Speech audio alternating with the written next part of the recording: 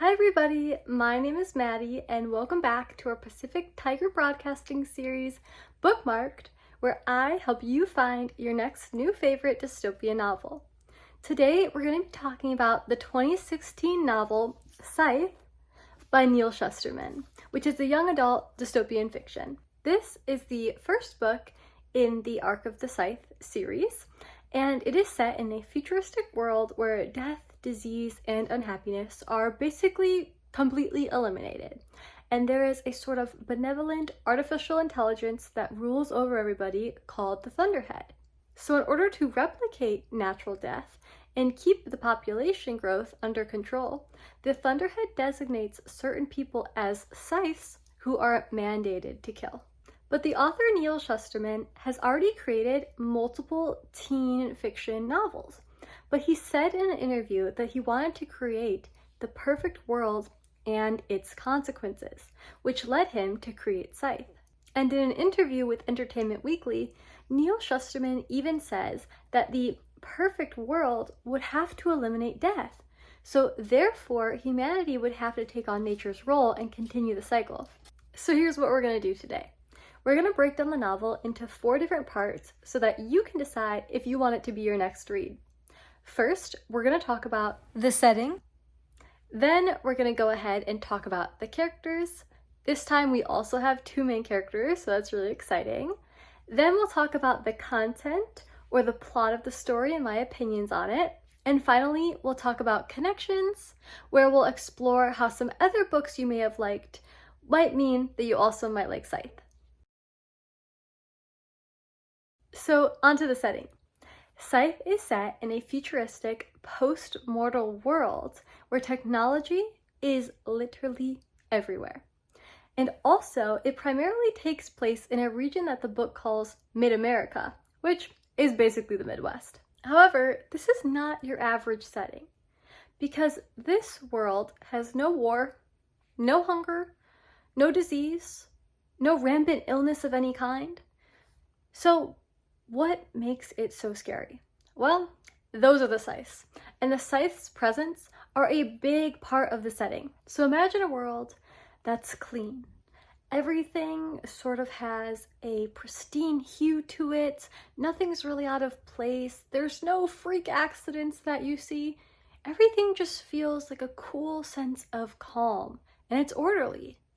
However, in the background of that normal, clean American setting, you see this lurking.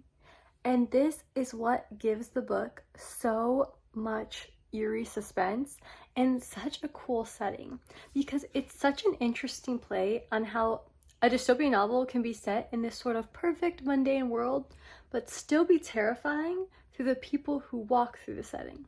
Now, if you're wondering what this setting looks like, well, here are a few pictures to help you imagine it. There's this one, and this one too, and finally this one. And I will say, regarding the setting, I do wish that there was a little bit more expansion and world building at the beginning of the book, maybe just because I'm obsessed with world building and I want to dive really deep into it, but I didn't feel like the book Scythe offered a lot of exposition, history before jumping into the main characters. But if you like plot-driven, character-driven stories, you will really like this. It's just that from my own personal preference, I love all the details about what the world looks like, who's in it, and every single little factor. Okay, on to the characters. Because, as I said before, this story is very character-driven. There's 2 main characters. There's Rowan and Citra, who are both teenagers that the Scythe, Michael Faraday, has chosen to be his apprentices. Let's begin with our female protagonist, Citra. So Citra, as I said before, is a teenager, and she grew up in a large, busy family. Because of this environment, she has learned how to assert herself and be heard.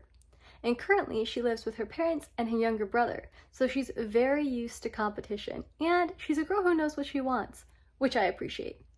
And the one thing that she wants is not to be a Scythe. Citra finds the responsibility of a Scythe to be morally troubling, as she does not want to be in charge of having to end the lives of people. So ultimately, This character has a strong moral compass. Citra is determined, she's intelligent, she's ambitious, she thinks strategically and quickly on her feet. However, she's also stubborn. And then we have Rowan, who is the male protagonist of our story. He calls himself the lettuce of his family because he's present, but he's overlooked. He also comes from a very, very large, busy family, but he has many siblings and is not used to getting much attention. Because of this, Rowan becomes used to blending into the background and avoiding being noticed. So ultimately, he's a character who has quiet resilience. He's adaptable and he's super compassionate. However, the downsides are that he internalizes pain and also is a little bit easy to manipulate. But honestly, my favorite part about these characters are how they work as such good foils, even though they both have the similar goal of really not wanting to be a Scythe. So Citra, on one hand, is independent, she's assertive, she's loud and outgoing, which I love that the female character is the one that's assertive.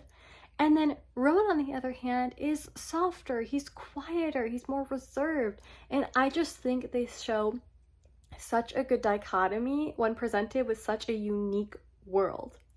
And if you need a little bit of help visualizing what these characters look like, well, you're in luck because there is tons of fan art out there.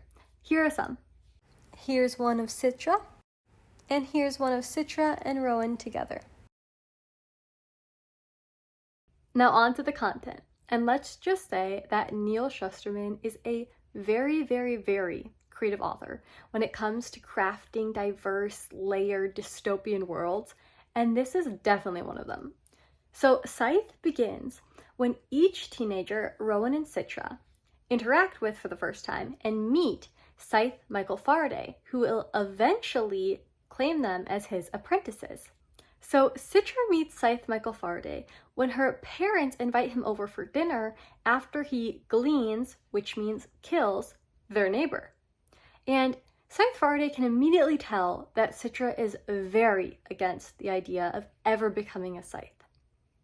Interesting. And then Rowan meets Scythe Faraday when Scythe Faraday comes to his school and decides to glean one of the students, and Rowan is comforting this student.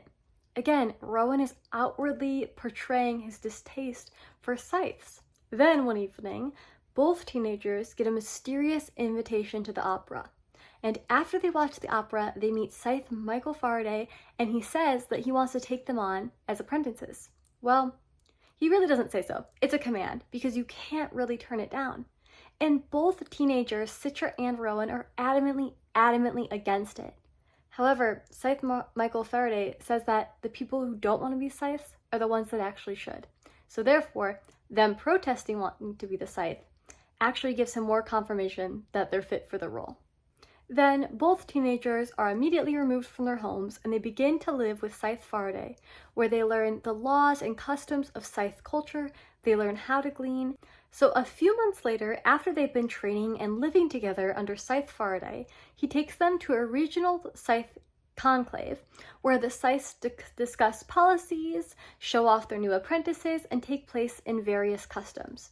But then, at the conclave, Citra and Rowan start to see a darker side to Scythedom, because one of the other Scythes tells Faraday that it's inappropriate for him to be training two Scythes at the same time, and that they shouldn't have a choice in deciding. So then, the rest of the Scythes collectively agree that Scythe Faraday should make his choice right then and there, and that the winner should glean the other one, as in Citra should glean Rowan, or vice versa. Scythe Faraday is appalled by this, and he makes an appeal. And then, a few days later, the appeal is denied, and Scythe Faraday actually passes away by self-gleaning, or by suicide. So Citra and Rowan have just lost their mentor, and they're entered into a world of the dark side of Scythedom. Now this is where the book picks up. It takes a turn. It gets so intricate, and you better be paying attention to every line, because the story goes from 0 to 100 in a matter of seconds. So after Scythe Faraday commits suicide, Citra and Rowan would typically be released from Scythedom. However, the people at the conclave are feeling a little evil and will not let that happen. So instead, they're separated, Citra and Rowan, and given to two different Scythes to still train as apprentices. So Citra is under Scythe Curie, and Rowan is under Scythe Goddard. And after this, the book continues to follow them after they train for a year and reconvene at the second year conclave. Now, during this year of training, Citra has been especially interested in what happened to their original Scythe, Michael Faraday. And Citra's starting to think that Rowan's new Scythe, Scythe Goddard, actually killed him. So when they meet at this conclave and they're facing off and doing competitions between each other, Citra is trying to tell Rowan, but he's not really believing her. However, even though he doesn't initially believe her, it kind of plants a seed in his mind, because after the conclave, he approaches his mentor, Scythe Goddard, and asks him, "Did you kill my original mentor, Scythe Faraday?" And Goddard does not like this accusation. He goes a little crazy and actually has Citra imprisoned, saying that she's the one who killed her mentor. But then, in order to avoid signing a false confession, Citra jumps off a skyscraper, because I also forgot to mention that in this world, since you can't die, well, what happens? You get revived. So she jumps off a skyscraper, splats on the ground, and in the seconds before she's revived, she actually talks to what is called the Thunderhead, which I mentioned in the way beginning of this video. But it's basically like the AI, artificial intelligence, that governs everything and like appoints the scythes. So in this split second she has before she's revived, she talks to the Thunderhead, and the Thunderhead warns her that something big is going on and that she will play a role, and it gives her a name of somebody to go find.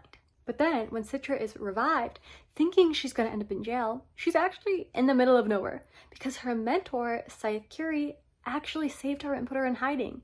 And then Citra begins to find out all these crazy things about the Scythedom. She realizes she has to go on a mission, she has to find this name that she gave, she has to do this in private and secrecy because everybody thinks that she actually didn't get revived and she's dead. It is so complicated, but it's so interesting. And if you're into really intricate plots with a lot of details and layers and character-driven narratives, you will love this.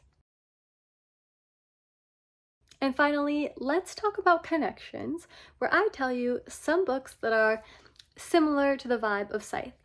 So the first one is The Hunger Games. So if you're interested in books where young people are forced into dangerous roles, you should definitely give Scythe a read, because it would be perfect for you. And then if you like the book Divergent, where society is divided up into rigid factions, definitely check out Scythe. And finally, if you like the book The Giver, where a seemingly perfect society hides dark moral truths, you should definitely read Scythe. So ultimately, I would rate Scythe a 6.5 out of 10. Honestly, if the pacing was slowed down a little bit, it would probably be like an 8 out of 10, but ultimately it's just a little bit too fast for me, even though it's so interesting. But thank you for watching this week's episode of Bookmarked, and I hope you enjoy the next book that you pick up.